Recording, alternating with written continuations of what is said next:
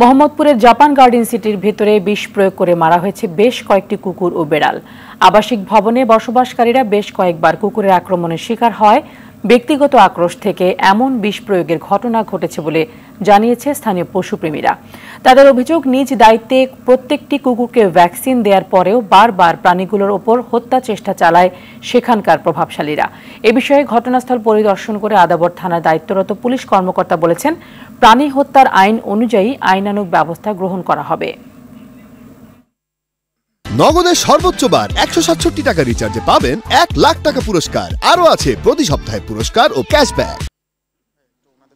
সবাইকে জানান না, এই যে আমরা 999 ফোন দিছি, পুলিশ আসছে, কিন্তু পুলিশ তাদের কোনো এখনো ভিতরে পুলিশ আছে, পুলিশ চুপ। কিছু খারাপ লোক আসতেছে, ওরা সবার আগে তেড়ে আসে। আমাদের গায়ে হাত কেন উঠানো হয়েছে? আমরা কুকুর খাওয়াই, কি কথা? কুকুর খাওয়াইলে 50,000 টাকা জরিমানা। জলাতঙ্ক টিকা দেওয়া, জন্ম নিধন করা, এগুলো করতে দিবেন না তারা। আর সিকিউরিটিদেরকে আমরা বলে যে বাইরে যারা আছে ওদেরকে বের করে দিচ্ছি, আর যারা বাসায় ছিল তাদেরকেও বাসায় দিয়ে দিচ্ছি।